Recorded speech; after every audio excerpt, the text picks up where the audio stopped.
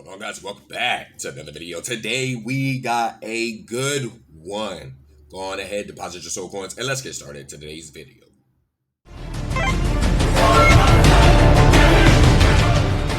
Alright guys, what is going on? Yo, we got a good article from our good friends over at CBR.com. You guys know how this works, you feel me? You seen it in the title, alright? Guys, since we just came back to Dragon Ball Super with the manga, we can talk about something like this. You feel what I'm saying? Take a look at the screen now, okay? You see it? What does it say? How the Dragon Ball Super Manga makes Orange Piccolo even better, okay? Since we just got back into the manga, like I said, let's go on ahead and check this article out and see exactly what it is. And remember, we know our lore enough to know whether it is fact or false. Let's go on ahead and jump into this article.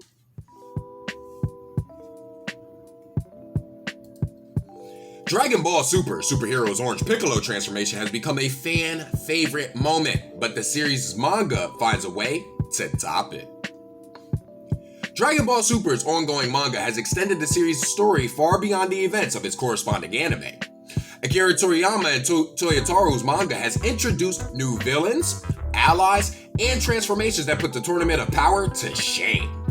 The Dragon Ball Super manga's latest story arc adapts the events of the anime's newest feature film, Dragon Ball Super Superhero. Some audiences were initially discouraged to see the manga repeat itself, so to speak, by recapping events where the audience already knows the outcome.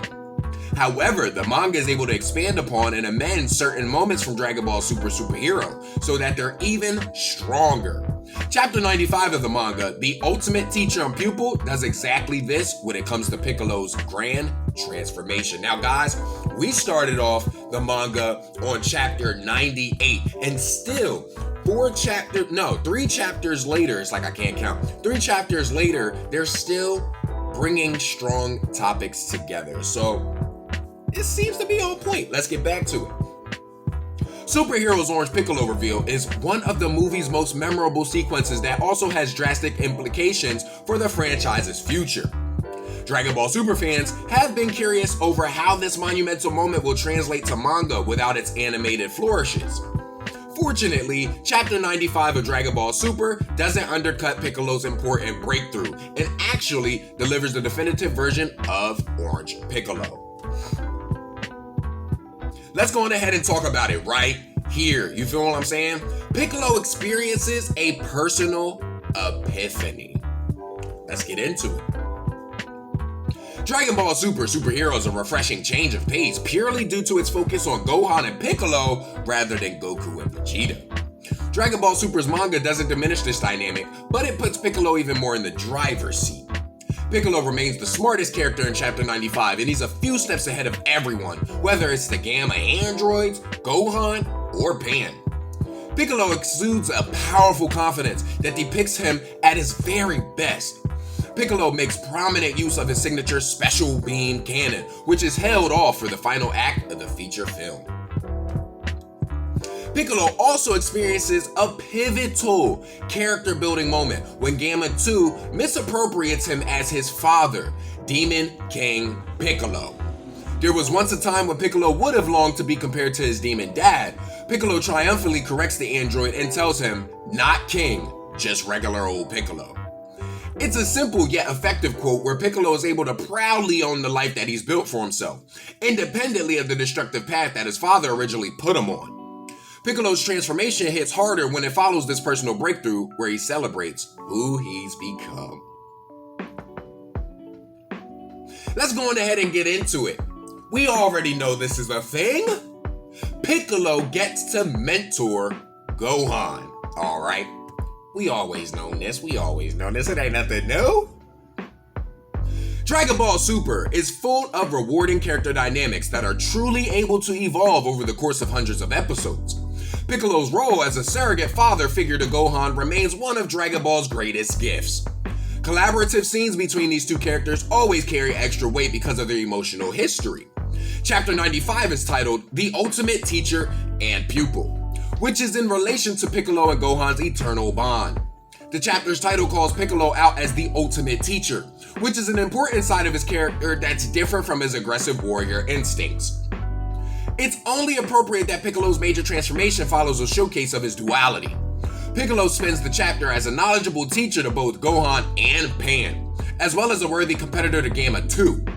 This chapter reminds audiences of Piccolo's complexity. I like that, and I agree with that. I do.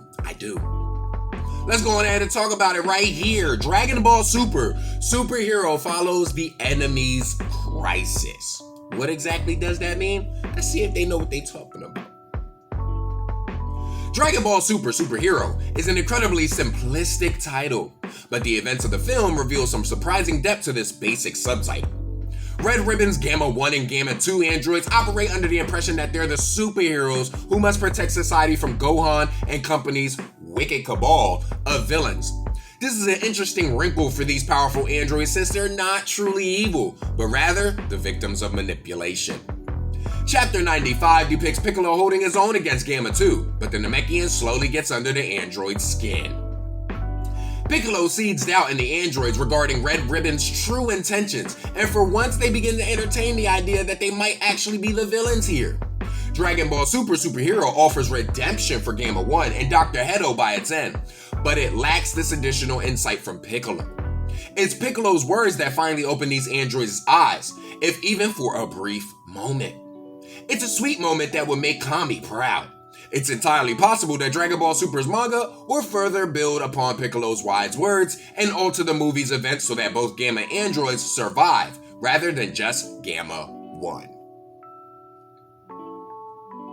Let's go on ahead and get to it. How did Piccolo get that transformation? You heard me?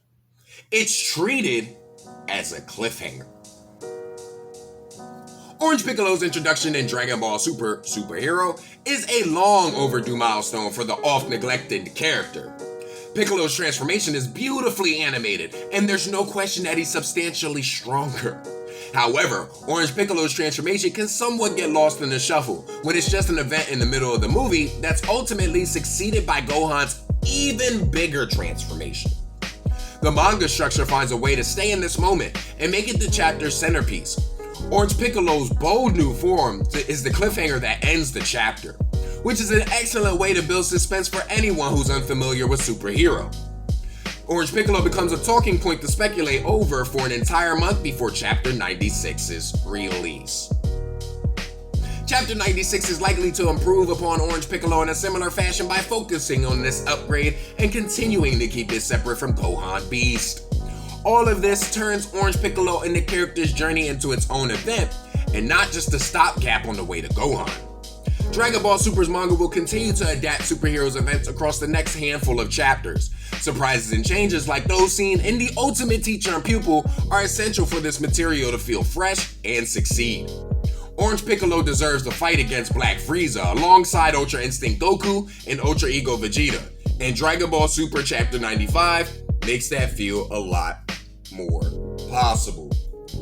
Guys, there we have it right there. You understand what I'm saying? This is a interesting article, and considering the fact that we started 3 chapters later and they're still giving Piccolo his just due as far as the Orange Piccolo transformation is concerned, I am loving this. I cannot get enough of this. And mind you, if you guys go on ahead and take a look at that manga talks about Chapter 98, you would see that I had a very interesting point in there, that the fact that in the movie, his transformation was one and done.